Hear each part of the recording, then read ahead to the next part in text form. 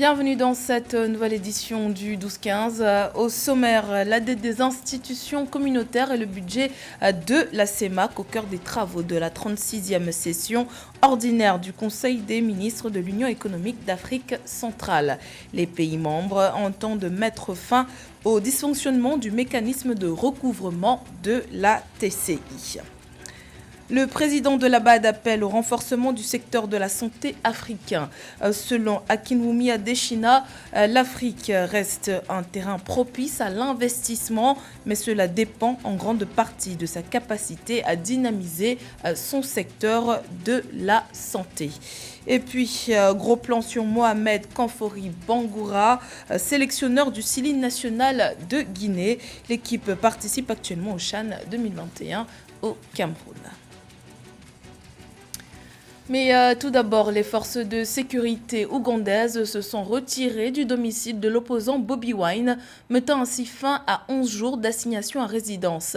Annonce faite ce mardi par son avocat George Musisi.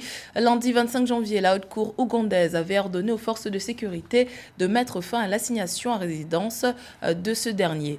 Bobi Wine, musicien et député, était le principal favori de l'opposition lors des élections présidentielles du 14 janvier dernier, remporté par le président Yoweri Museveni. Son domicile était encerclé par l'armée et la police depuis la fin des élections. Le président Yoweri Museveni, qui va entamer son 6e mandat à la tête de l'Ouganda, a été déclaré vainqueur du scrutin par la commission électorale au milieu d'allégations de fraude et de trucage. En prélude de la 36e session ordinaire du Conseil des ministres de la CEMAC qui s'ouvre ce mercredi 27 janvier 2021 par visioconférence, du 23 au 25 janvier se sont tenus les travaux de la 36e session du comité inter-État.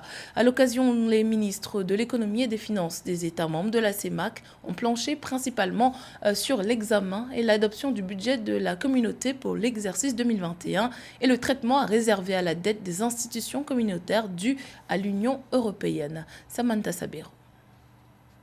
Dans son discours inaugural lors de la 36e session du Conseil des ministres de l'Union économique de l'Afrique centrale, EEAC, professeur Daniel Onaondo, président de la communauté économique et monétaire d'Afrique centrale, CEMAC, a souligné que la région tend vers une relance de son projet intégrateur régional. Réunis par visioconférence autour de son président Charles Assamba Angondo et d'autres membres du gouvernement, ces assises étaient également axées sur le renforcement des dispositifs de riposte en zone CEMAC et restaurer progressivement la viabilité extérieure. Pour comprendre les défis que doit relever la CEMAC en vue de la réussite de son projet intégrateur, il est important de vous rappeler que la CEMAC émarge elle-même de la CEAC, qui émarge du projet qu'on a appelé le plan d'action de Lagos, lequel remonte à 1980.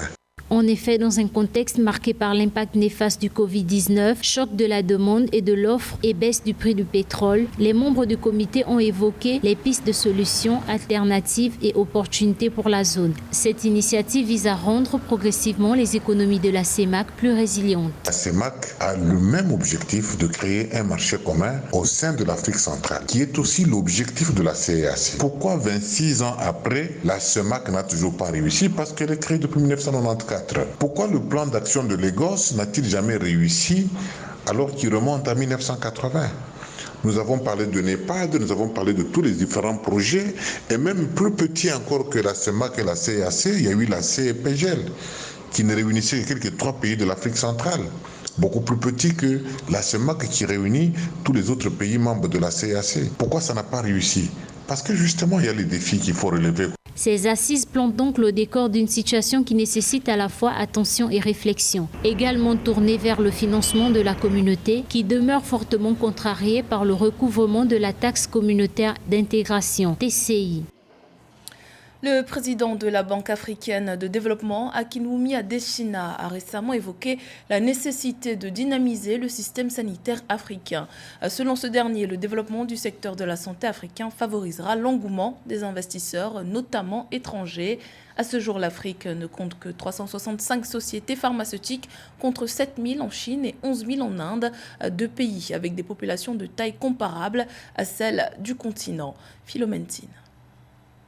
Le système de santé des pays africains apparaît comme l'un des plus fragiles du monde, à en croire les analystes. Selon le président de la Banque africaine de développement, Akinwumi Adesina, si le continent arrive à dynamiser son secteur de la santé, il reste un terrain propice à l'investissement. Se prononçant sur l'impact des vaccins sur les perspectives économiques de l'Afrique, il indique que le continent noir ne compte que 365 sociétés pharmaceutiques contre 7 000 en Chine et 11 000 en Inde, deux pays avec des populations de taille comparable à celle du continent. Pour améliorer nos systèmes de santé en Afrique, il nous faut impérativement réaliser le projet de mise en place de la protection sociale dans chaque pays.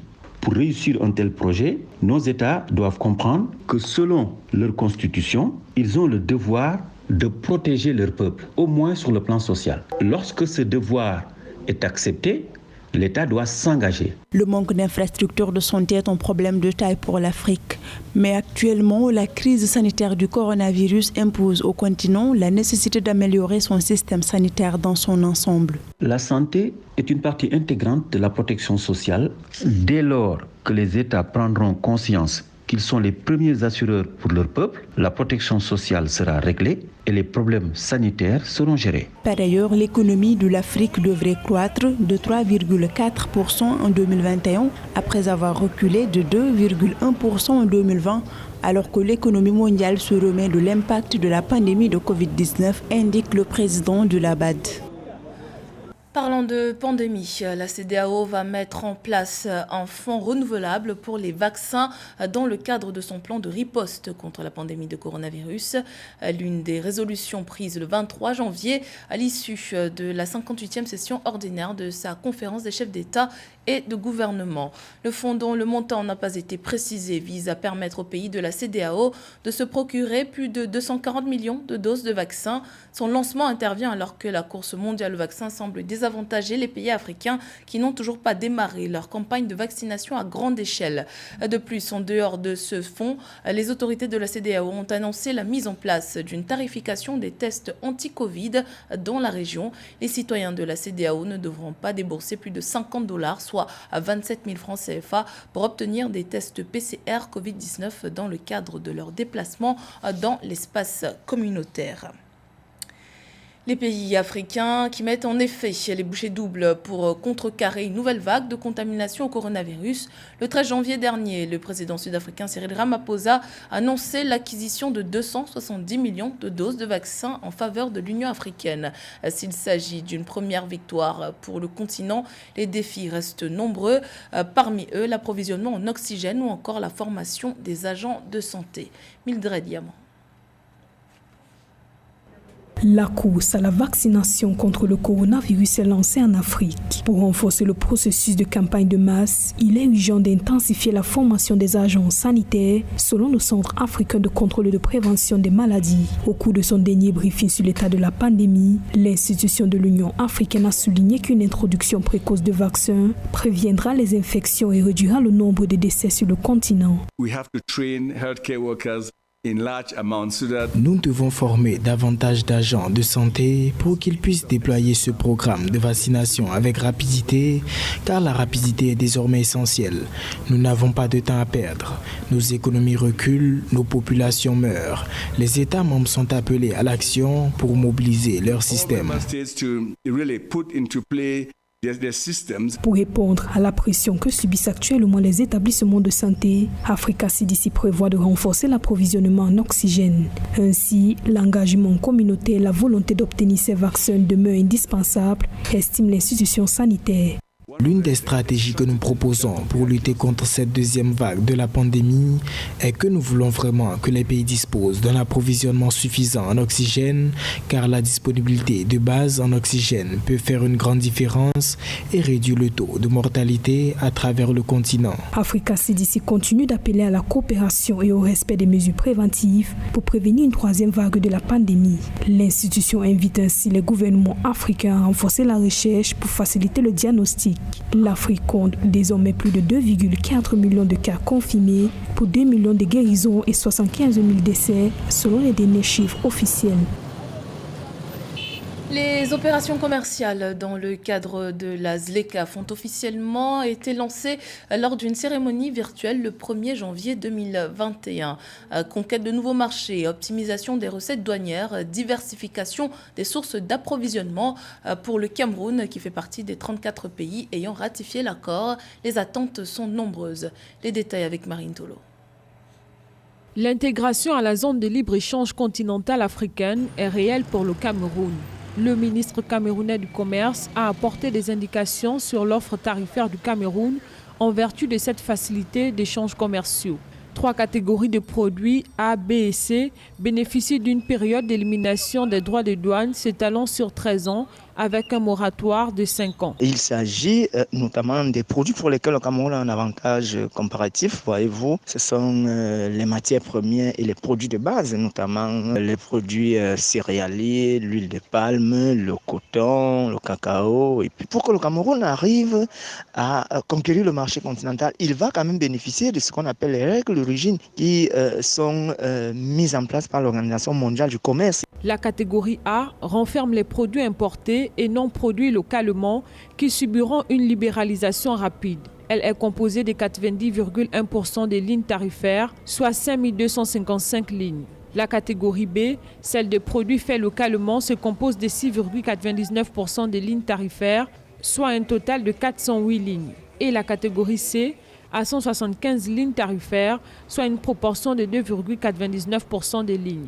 D'abord, la première chose, c'est que le PIB du Cameroun va augmenter parce que, voyez-vous, en termes de produits exportés, les rentrées de revenus, voyez-vous, des devises, ça c'est déjà un premier pas. Voyez-vous, la zone de libre-échange continentale permet d'avoir un marché qui est plus proche de nous comparé à un marché de l'Union européenne ou alors un marché américain ou un marché chinois qui était un peu plus éloigné. Rappelons que la zone de libre-échange continentale africaine a pour but de booster les échanges commerciaux intra-africains. Avec sa population de 1,2 milliard d'habitants, l'Afrique est en effet la deuxième plus grande zone économique au monde, derrière la Chine. Également dans l'actualité, après plusieurs reports, le gouvernement malien a autorisé la réouverture des écoles et la reprise des cours ce lundi 25 janvier avec l'obligation de porter des masques fournis par l'État. Malgré la présence des masques, les professeurs ont déploré le manque de savon et de produits désinfectants tandis que les élèves avaient des difficultés à observer la distanciation sociale dans les classes surpeuplées. Les autorités maliennes ont annoncé la reprise dès ce mardi 26 janvier des activités culturelles, artistiques et touristiques. Focus à présent sur l'équipe de football de la Guinée et son sélectionneur Mohamed Bangoura. La Guinée, vainqueur de la Namibie lors de sa première sortie dans le groupe D du championnat d'Afrique des Nations de football, entend bien s'imposer dans le cadre de cette compétition. Séverin Douke.